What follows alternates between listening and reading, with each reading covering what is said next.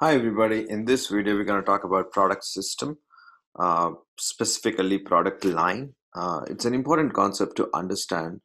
I'm pretty certain you and I, when we buy products, we experienced with this concept. Now, a product system is a group of diverse but related items that function in a compatible manner. So what that means is a product system is nothing but the complete assortment, the whole thing, the strategy behind the all the products that an organization offers as part of the product line.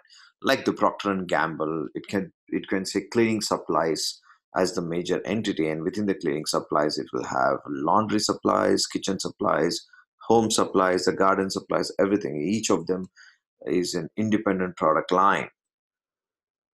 Now, a product mix is specifically the product assortment. It is a set of all the products that and items a particular seller offers for sale. So, a products mix is nothing but the the product assortment. A product system is everything that is kind of the system that's around the products that the company offers. A product mix consists of various product lines. As I just mentioned, a product mix can have a product line of garden supplies versus a product line of kitchen supplies, and so on and so forth. A company's product mix has four main characteristics: width, length, depth, and consistency. A width of a product mix refers to how many different product lines the company carries. So, of each line that I just mentioned that Procter and Gamble might have is a is e- like every line of products that Procter and Gamble might have in terms of a cleaning indicates the width of the Procter and Gamble cleaning products. The length of a product mix, it refers to the total number of items in the mix. Like this means the length is everything in the product mix. The depth of the product mix refers to how many variants are offered of each product in the line. So, for example, for a laundry line, it might have multiple sublines in it, the detergent, the softener, and so on and so forth. The consistency of the product mix describes how closely related the various product lines are in end use. So generally speaking, the consistency is kind of uh, is a kind of a characteristics which kind of provides an organization a focus. Look, so if we are talking about cleaning supply company, then you shouldn't talk about something completely alienated product, right? Like cooking supplies. For that matter, many organizations do have that. But having said that, it is a diverse component. It's completely a different product mix. It's not a different product line per se. Okay. Now, consistency also helps in reducing the expenses per se, because you can use the same manufacturing setup and distribution channels to actually push multiple products under the same umbrella. So, for example, like the Volkswagen and the Audi, they use a similar base. That's the reason you always see there's a lot of similarities between Volkswagen Jetta and Audi A4, because they both are the same shape, and so same shape literally. If you look at the car, except the front bonnet, and also the interiors are extremely identical. The engine is very similar, and so on and so forth. So the next two concepts in product line analysis. It's like the market profile and image. I'm not going to dwell deep into it, but what you need to understand is a product line manager, the person who is overseeing product line and product mix.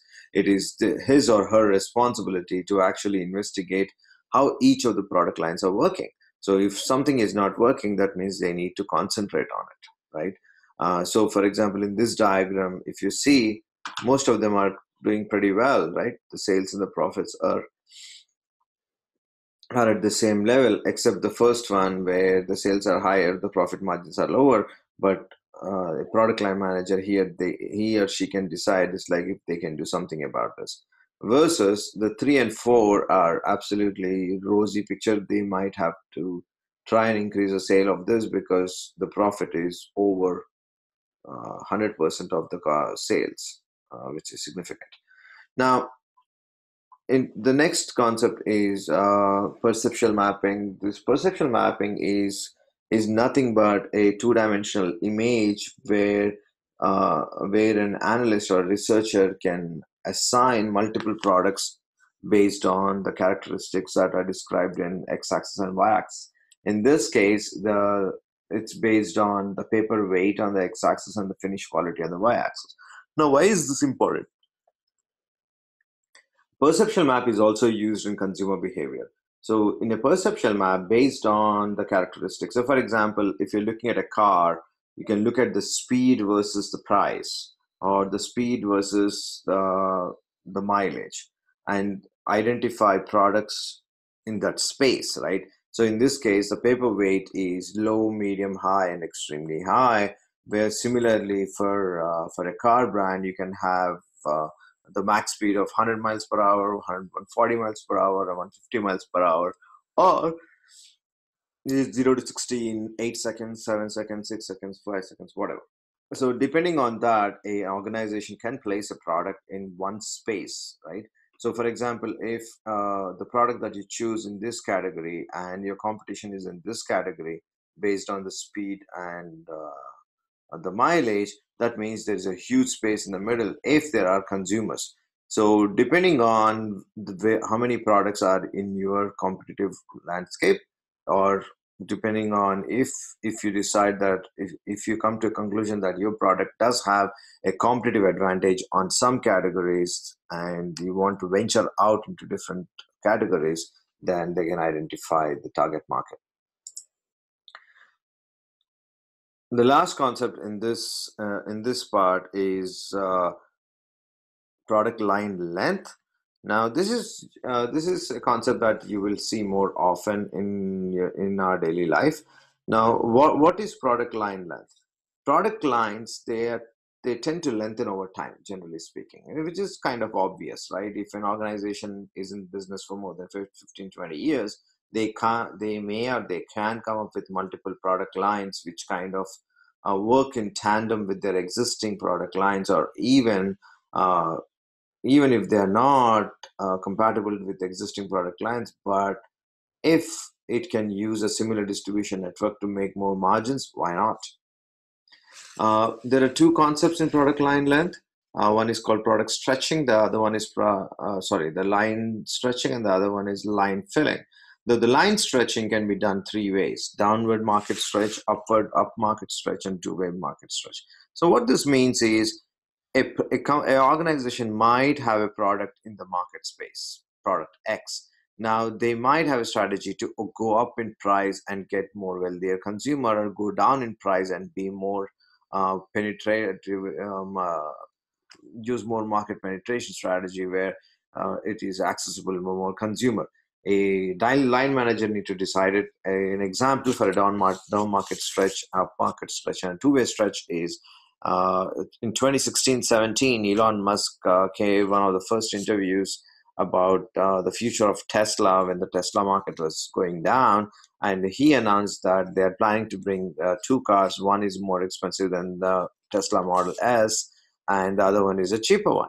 That's a two-way stretch. But they introduced Model X about year and a half earlier than Model 3, and so in this case, Model X is more expensive than Model S, so that's an upward stretch.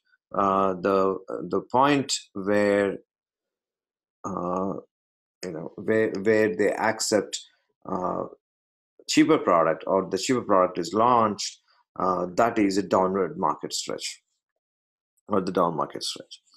The line filling, it is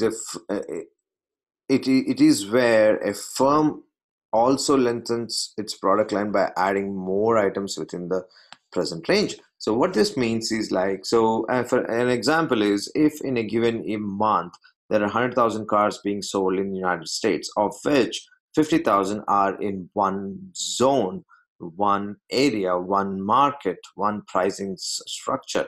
So 50,000 of the cars are between 30 and $40,000, or 40 and $50,000. So that's a area where you want to capitalize on. Alternatively, 50% of the cars, if it's come to a conclusion that they are more 50% of the products are more in medium car segment range. So an organization wants to fill that range completely, where people of different needs, people with a need for a wagon or a high speed or electric, and everything in that medium car segment range can be fulfilled by the company, and that's line 5. That concludes this topic. Over and out.